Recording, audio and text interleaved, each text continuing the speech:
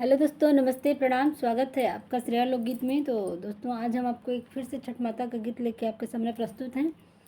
तो दोस्तों, कमेंट करके बताइएगा आपको गीत कैसा लगता है हमारा, और गीत अच्छा लगे तो उसको लाइक कर दीजिएगा और चैनल को सब्सक्राइब कर लीजिएगा।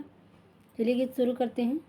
कहवा से आवेलन सदा शिव, कहवा से आवे सतनाम, कहवा से आवे सतनाम, कहवा से आवेलन सूरज बाबा, सूरज बाबा महिमा तोहार, सूरज बाबा महिमा तोहार। पूर्व से आवेलन सदा शिव, पश्चिम से आवे सतनाम, पश्चिम से आवे सतनाम।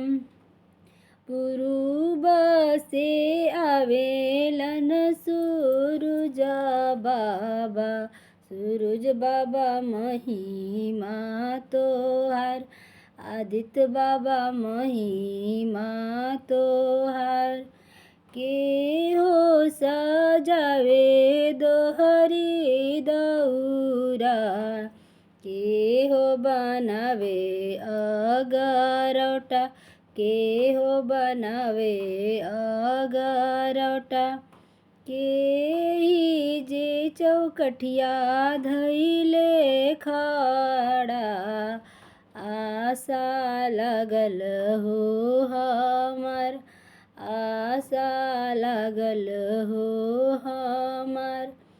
सासु सजावे दोहरी दौरा, गोतिनी बनावे अगरौटा, गोतिनी बनावे अगरौटा।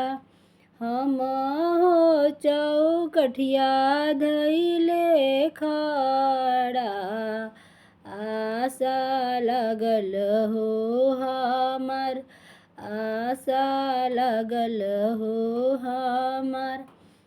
एक बलकवा सूरज बाबा, देती आशा पूरित होई जात, आशा पूरित होई जात।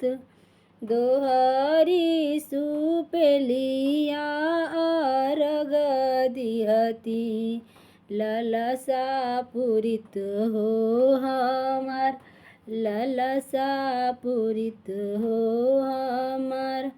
दोहरी नरियलवा अर्घ दिहती, ललसा पूरित हो हमार, ललसा पूरित हो हमार।